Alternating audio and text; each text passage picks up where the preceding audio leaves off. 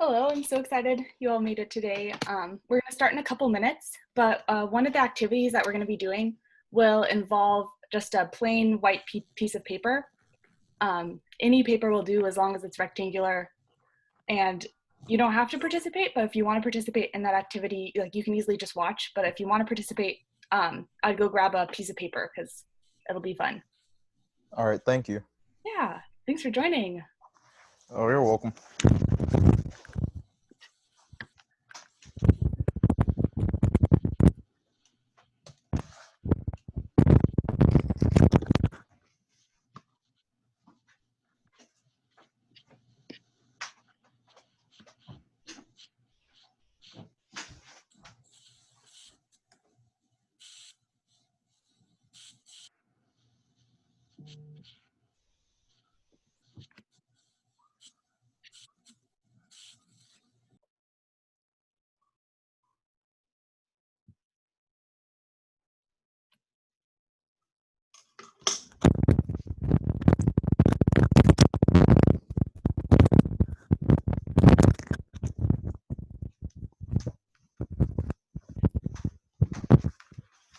I'll just give it one more minute, see if anyone else wants to join us, and then we'll get started.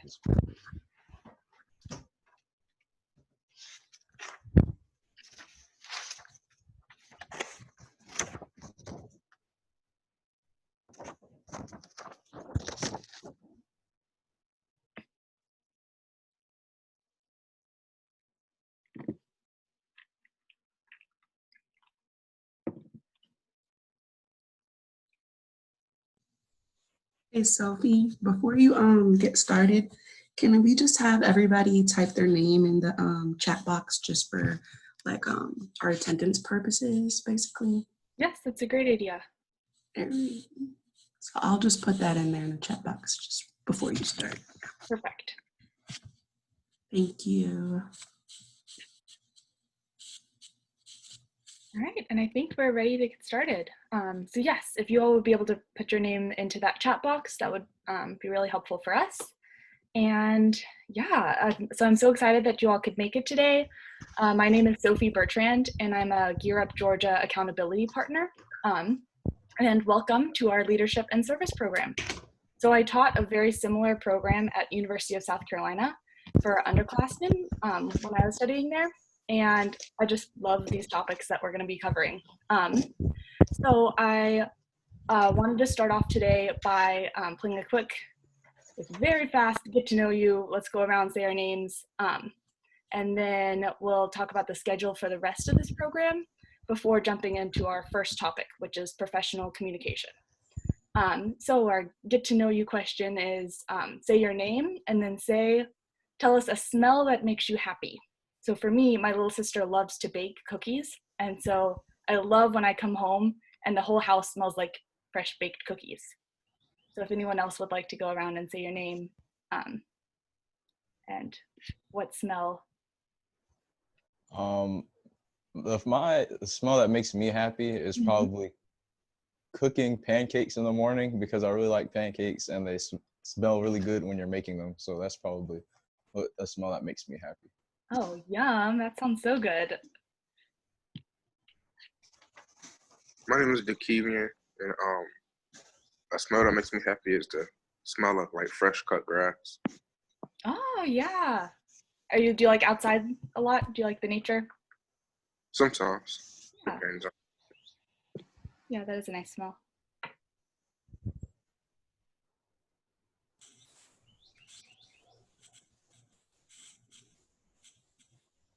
Would anyone else like to go?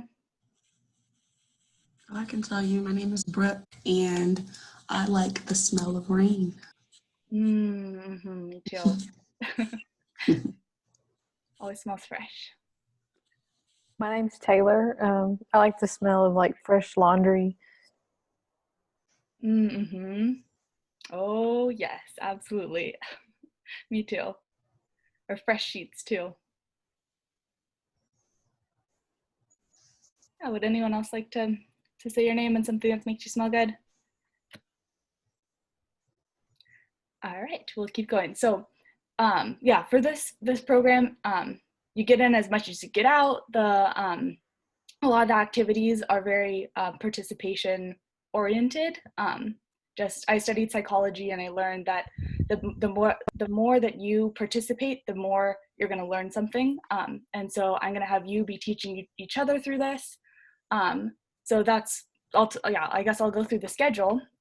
We'll be talking about professional communication today, and then we'll go through identity and leadership, being able to hold true to your values, how to manage risk, then well-being, mental health, professional development, financial literacy, and time management.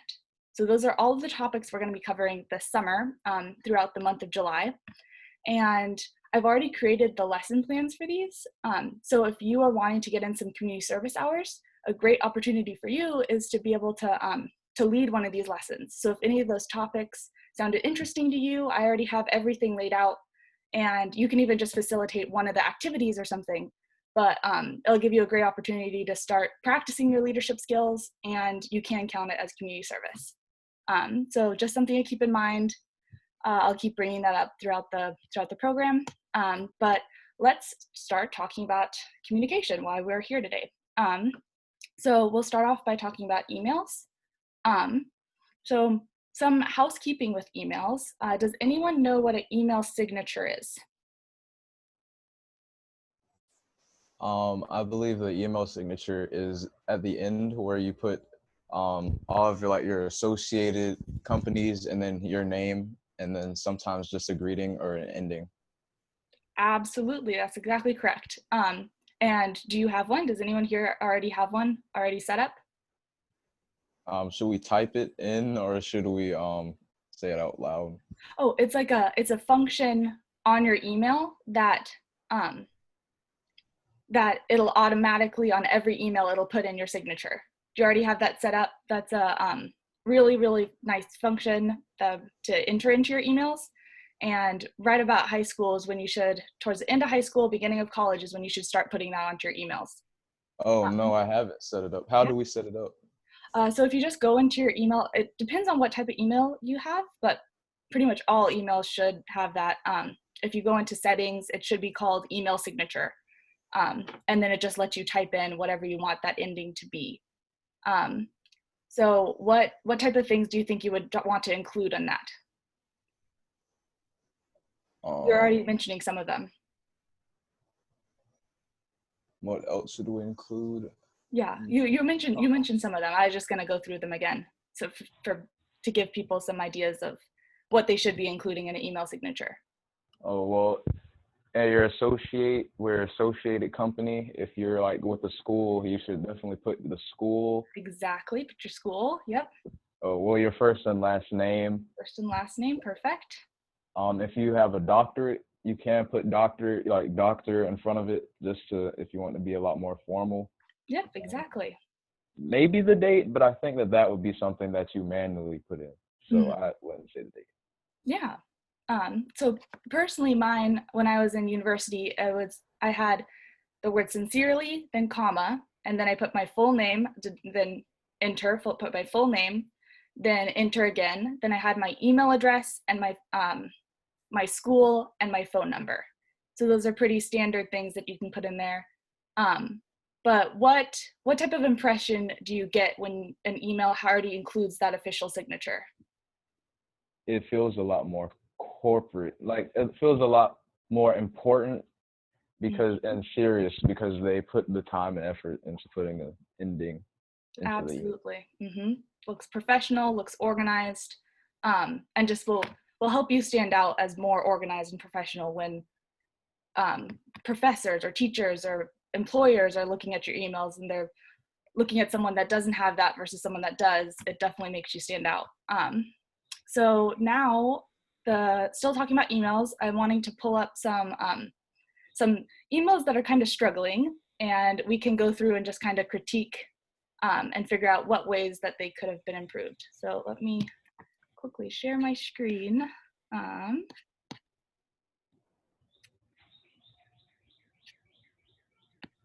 see.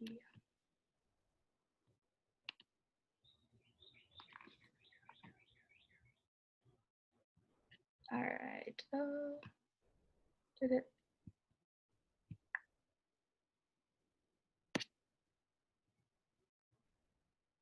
Let's see, did it pull up? I don't see anything. It just shows a It black says screen. that you started screen sharing, but it just, okay, there it goes. Yeah.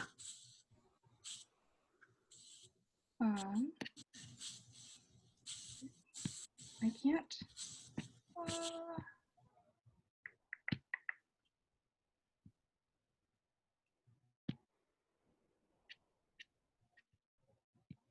I can't find my,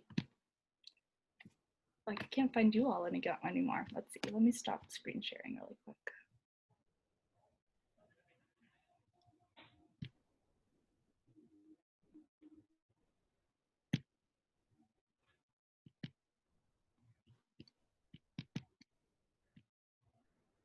Well, if that's not gonna work,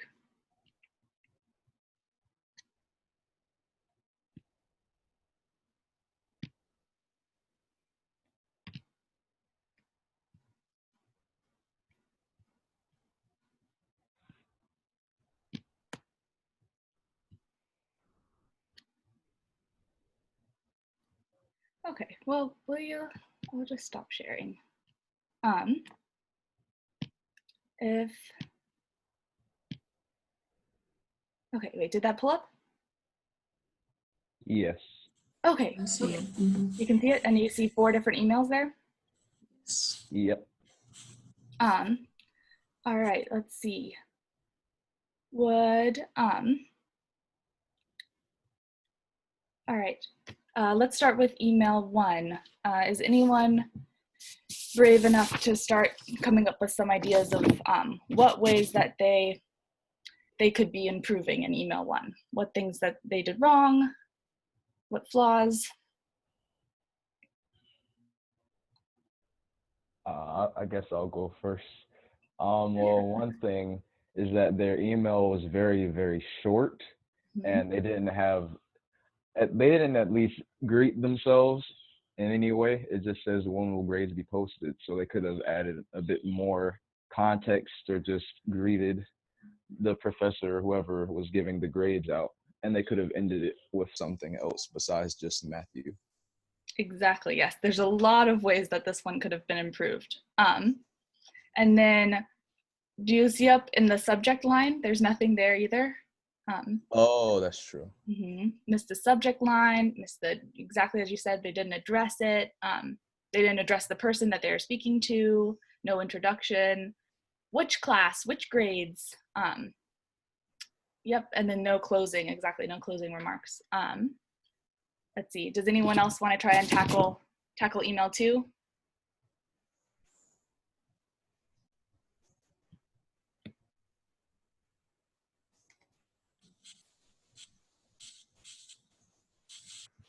Any brave souls?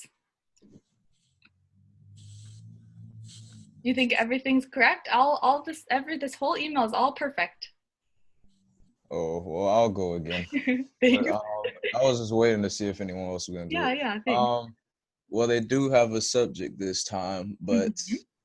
the spelling is wrong. They put R instead of the correct spelling of R. They forgot some commas, and they did abbreviations for words, which isn't very professional.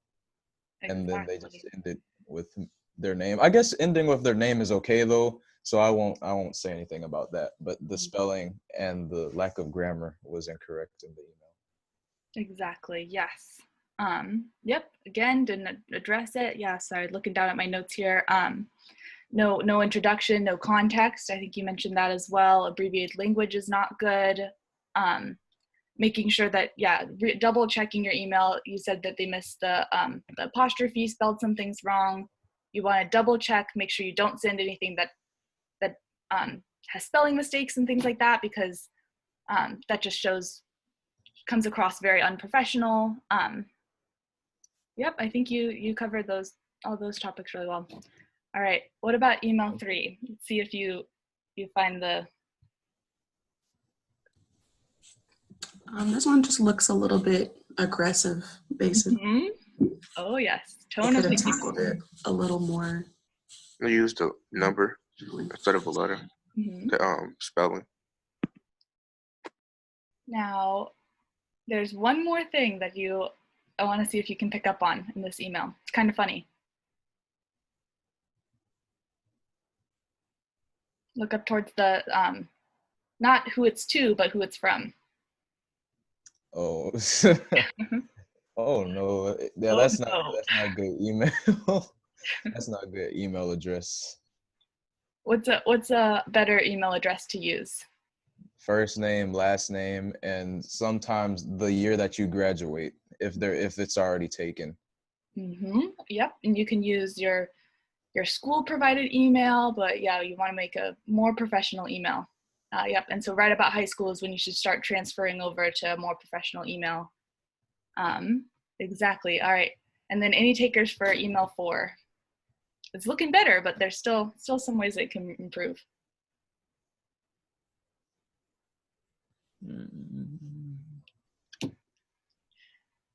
Anyone else?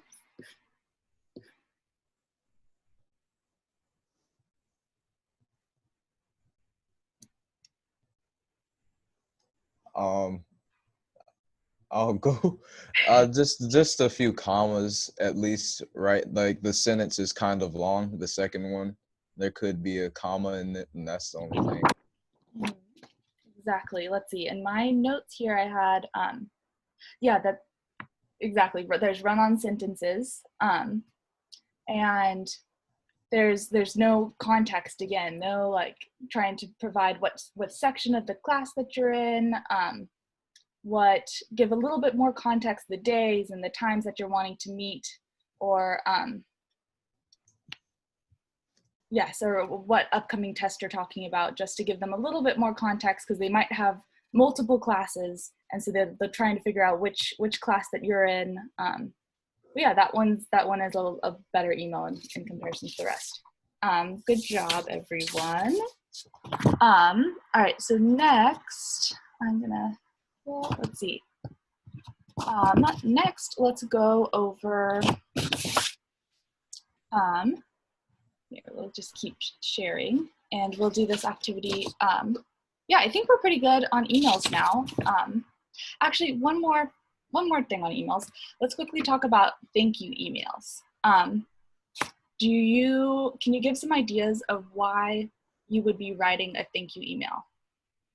I can think of 3 kind of off the top of my head. In relations to school or just in life, just in life in general? All of life. Like, what situations would you be writing a thank you email? Well, promotions, Certain like things you receive from people. Things you receive from people, exactly. Have you all ever written one? What about has a teacher ever looked over maybe your essay, if you're writing an essay for college, for a college application, or like that's a good way to write a thank you email, especially if it is someone who's important in your life. If you write them a thank you email, if you then go to ask them for a reference later, they'll think back and be like, oh, that person was really grateful for all the help that I did. Or if you ask them for a reference, if you're going in for a job interview and you need references, if you ask someone for a reference, then to follow up and say, thank you so much for writing that reference for me, it just shows that gratitude, and it goes the extra way. Have you all thought about, I don't know if you've done any job interviews yet, but after a job interview, it always really, really shows a lot about your character if you go and write a thank you email after. And so within 24 hours, right after that interview, if you go in and write that email, it'll definitely set you apart. And then another way is if you meet someone and they give you your business card. I know the other day I was at a farmer's market, and well, I guess this was a couple months ago before COVID, but I was at a farmer's market standing behind in line to get some food, and I got talking to the person in front of me, and she is in the position, the job that I want to have in my future. And so I was just asking her questions, and I was, how did you get there? Tell me all about what your job is. Tell me all about this. And she ended up giving me her business card. And so that's one even though we just had a conversation, following up with a thank you email, if someone hands you their business card after talking to you, a great way to keep in contact with them is just writing them a quick follow-up thank you email. Because if you ever want to go back to that contact and say, hey, can you help me with something? Because everything's about networking. Everything's about who you know is how you're going to get the job that you want, or how you're going to get whatever. It just really helps to have a great network. And by building that network, a great way to start that off is by writing thank you emails. Thank you so much for that short conversation we had. I really, yeah. And then when you're writing those thank you emails, what are some things you might want to include rather than, oh, thank you, send? Do you think of anything else that, I guess? Probably depending on like who you were talking to, something you learned or something like that. Exactly. Something that you learned. That is exactly what I was looking for.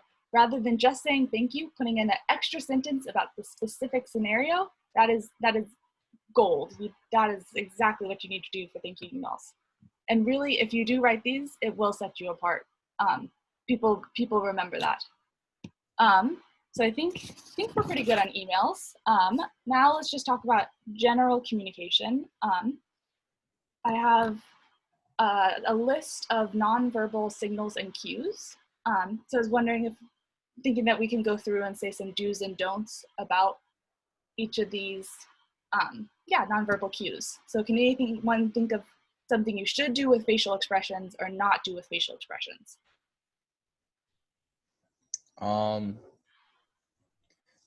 Verbal. Wait, what do you mean?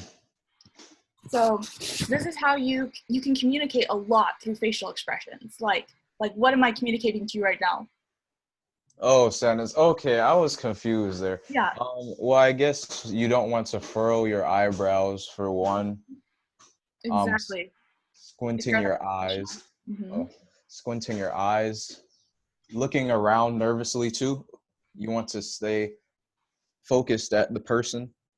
Mm-hmm. If you're speaking to an audience, maybe you can move your hands around sometimes if it would require it, but you shouldn't have your hands just moving around. But some people do talk like that with their hands moving, so I guess that's not bad.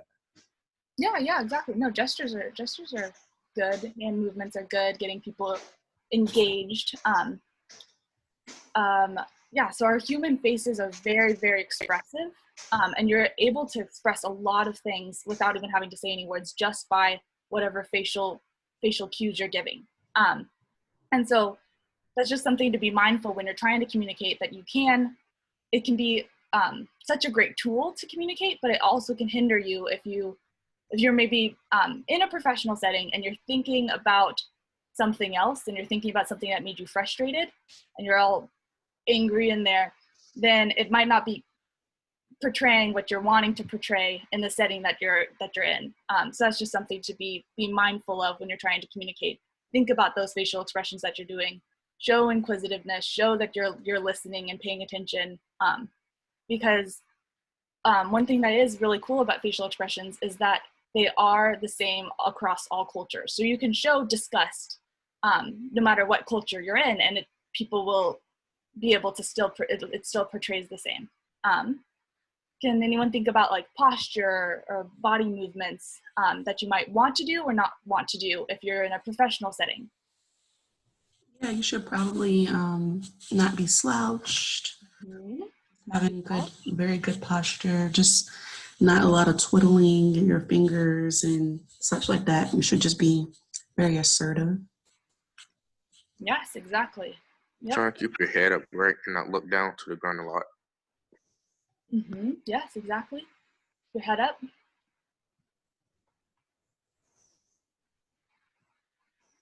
Anyone else?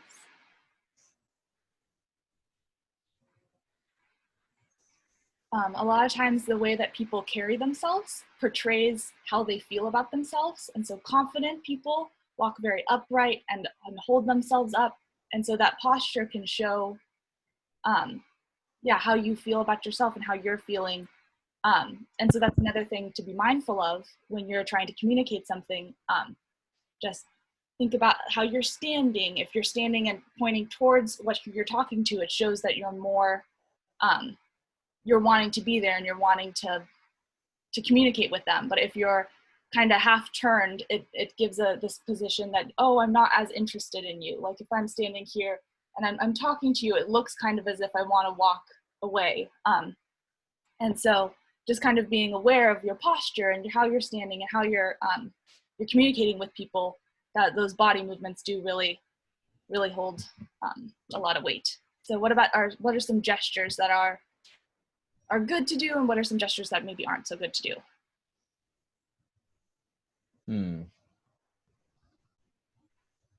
Well, I think, as they said before, keeping your head up and not looking down at the ground Mm-hmm. is a good gesture to not do, because you don't want to look down, because that can make you look nervous or submissive, and that doesn't make you look very confident. Mm-hmm. Yep, that's a good gesture. I agree, because to piggyback off what he said, depending on what situation you're in, say if you were doing like a deal or something and you were looking down, they could possibly take advantage of you because they think you're not confident or something. Yeah, that's true. Yeah, and gestures are, though, different. A lot of gestures can be different than facial expressions in different cultures. So facial expressions are pretty similar across cultures, but that is sometimes something I think of, that different hand gestures and different like in some cultures you wave to say hello, some cultures you kiss on the cheeks to say hello, and so gestures can be different. But yeah, you guys mentioned some good ones. Yes, we use our hands a lot, like when we're talking and when we're speaking, but we also use our hands a lot when we're arguing, and so it's just to avoid miscommunication, just kind of be conscientious of how you're gesturing, and if it's coming across the way that you're wanting it to come across. But yeah, good job. All right, what about eye contact? Where should your eyes be? Looking at the person that you're talking to. Mm-hmm. Exactly. Or looking directly in their eyes. Mm-hmm. A little bit of eye contact. Wait, a little bit of eye contact, not like directly staring the entire time, but yeah, exactly. Yeah. Because you don't. Oh, sorry. No, you'll go. Yeah, all you. Oh, I was going to say that one thing I learned is that you don't want to look like you're trying to intimidate them at the same time. And some people do feel intimidated if you do look directly in their eye for the entire time. Mm-hmm. Exactly. Yep, you got to feel that out. What do you think? I just want to hear your opinions on phones. What are some scenarios when you can be looking at your phone, and what are some scenarios where you definitely need to put that phone away?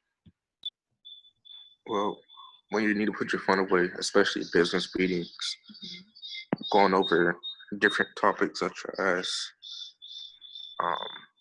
investments or something of that nature. Mm-hmm. I'd agree. Yep. Yeah, good job.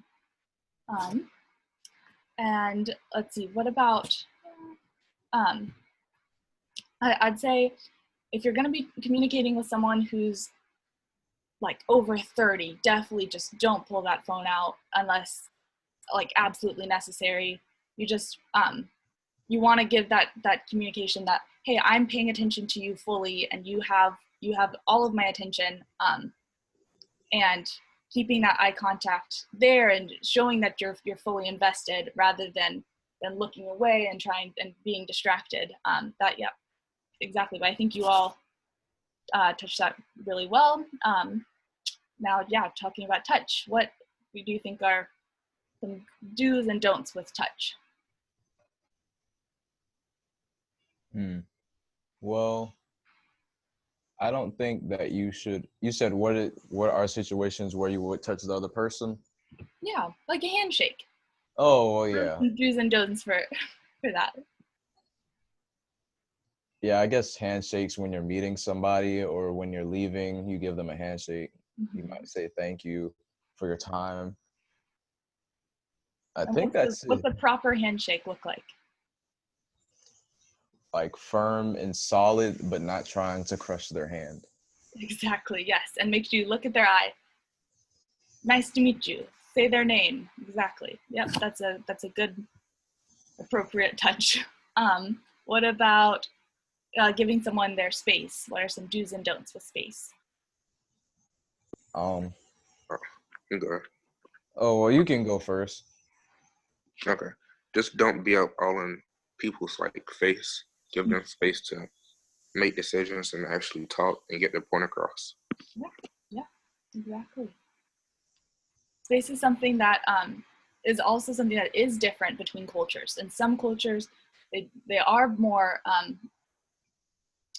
up and do value that closeness and being closer when communicating. And so just kind of being aware that some people might be more comfortable with smaller space, but some people also prefer staying further apart. So just kind of being aware of that and kind of reading the room, reading the person you're talking to, and seeing what they're comfortable with, and trying not to communicate this, something that would make them not feel super comfortable if you aren't as conscientious of their space. And then what about voice? How can you use your voice to communicate? Well, I think that you should try to sound pleasant. Mm-hmm. Depending on the situation, try to sound pleasant and articulate your words and say them the right way. And I think that's pretty much it. Oh, but don't try to stall. I think saying words like and in sentences, even though I just did it, can make you sound unprofessional. Yeah, I do that all the time too. It's hard. But yeah, Yeah. that's great. Exactly. Trying to sound pleasant, just being conscientious of how you're talking, and if you're talking, if your tone of voice is communicating what you're wanting to communicate. Yeah, I think those are all great. Good job, everyone, for all of those. We're now going to move on to our last activity, and this is going to be the most fun activity. So if anyone is really brave to put on their video and has a piece of paper, then if anyone doesn't want to participate, that's fine. If you just have the piece of paper and don't want to turn on your video, also fine. Yeah, so does everyone that wants to participate already have their piece of paper? Or do we need to take a second for someone to go get that? We're gonna get some right now. Oh, wait, sorry, what was that? I'm getting some paper right now. Okay, perfect. Yeah, we'll wait for you. Oh, I have my paper right here. Perfect. I'll be right back.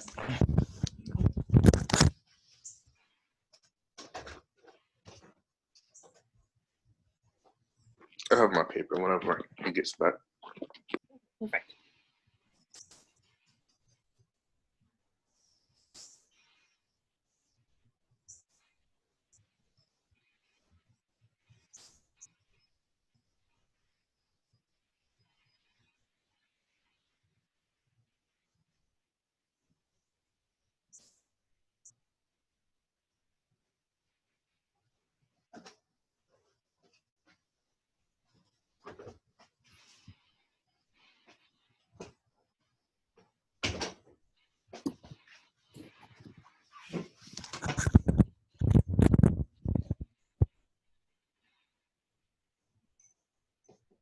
All right, are you all ready? Yes, ma'am. Perfect. All right. So I want you all to pick up your piece of paper and hold that in front of you. And now close your eyes and listen carefully to my directions. All right. There's 2 rules. 1 is no peeking, and 2, no questions. Oh my goodness.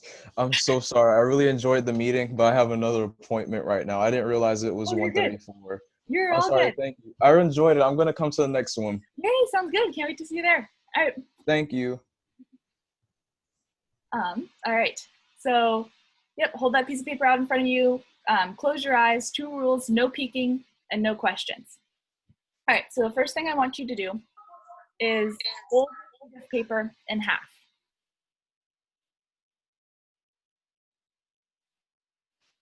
All right, now tear off the upper right-hand corner.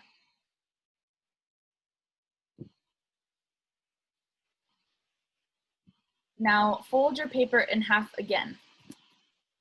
And then after you fold it, tear off the upper left-hand corner of the sheet.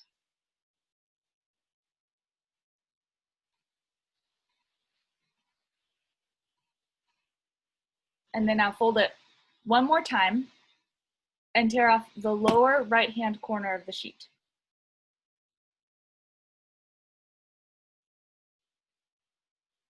All right, so after all your tearing is complete, I want you to open your eyes and unfold your paper. So I did the same. And if I did a good job of communicating and you did a good job of listening, then all our sheets should look exactly the same. So this is what my sheet looks like. Is anyone brave enough to put on their camera and show us what your sheets look like? Or at least just tell us if this is what your sheet turned out to look like? Mine turned out completely different. I don't know what this is. Completely different, exactly. And I've done this again with my my students at USC, and again, everyone's was completely different. Now, can you think of why ours don't match exactly? I would say perception and the way we view things may be different. Mm-hmm. Yes, definitely. And so why is that important in communication, to be aware of that? Because a lot of times in your mind, you may picture things one way and may not give the full details to how you want something done or how you want the end result to look. Yeah, exactly. So why did those, do you think that we could have done it better and that we would have gotten to the same with you having your eyes closed and me giving you instructions? Do you think we would have been able to ever get it to be the exact same? I mean, I guess we could get close, but it would be really hard to get the exact same. What would have improved? Like, how would it have improved to get it closer? I would say the lining up of the paper, like which way to start with the paper. Mm-hmm. Which way to start? Yeah, adding some details, exactly. Yeah, so being more detailed, figuring out someone else's perspective and seeing how they're coming from it. Are all great things to think of. Making sure the directions are clear. Yeah, these are all things to be thinking of when you're trying to communicate something. So yeah, I think that about rounds up the lesson for today. And I'm very, very excited for next week. We're going to be talking, or on Wednesday, again at 1, we're going to be talking about your identity and leadership and how those work together. And I can't wait to see you then. Yeah, thank you so much everyone for joining. Do we have any questions before we end the call? No questions. Okay. Yeah, I don't have any questions. Sounds good. And if you are interested in leading one of these activities or facilitating one of the lessons, just let me know, and I'd love to meet with you one-on-one, and we can go over it. And then again, you can get your community service hours that way. But yeah, thank you all. Hi, Sophie. This is Dawn Cooper. How you doing? You've done a great job today, by the way. Hi, everybody. Yeah. Just checking in to see if you had a chance to have everyone introduce themselves yet, or either share maybe in the chat what school they're from, what district they're from, because we want to try to keep track of everyone who's attending these workshops. Yes, we have. We can go through that. I think in the chat, people were writing their names. We only have 1 more minute left, though. But yeah, sorry, I should have done that earlier. What is names enough, or do you want people to also include? Yeah, I didn't realize it was the district too. I thought I could just pick from one. So, but their names. Yeah. Yeah, if everybody could just do their name, school, and district in the chat menu, that'd be great. Perfect. Sounds good. And we can do that again at the beginning of the next one. Thank you for pointing that out to me. That's perfect. Sounds good.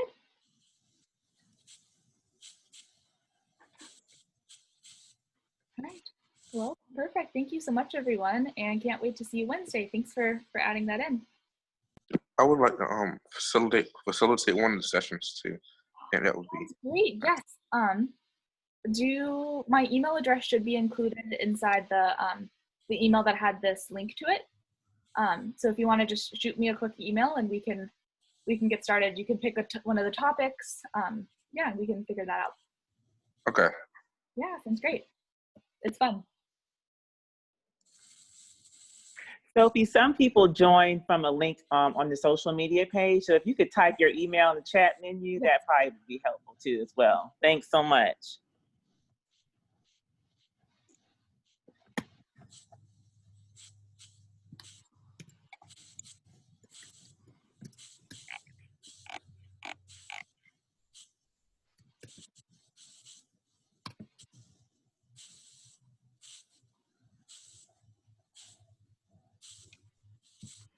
Thank you, DeKevian, for putting that in. Yes, ma'am. There we go. Perfect. If everyone else, if you guys don't mind, before you leave, just type in your name, the school, and the district before you leave. That'd be great. That really helps us plan for our future workshops and things like that. So thanks so much.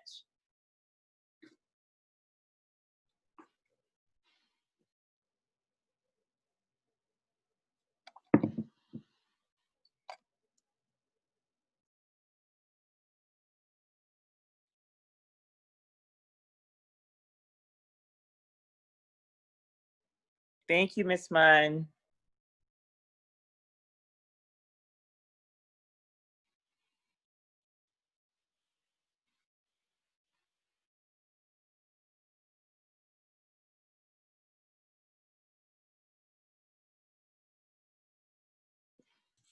All right, thanks, Sophie. I'll talk to you later. Thank you. Good.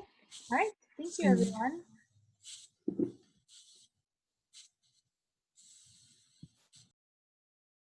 All right.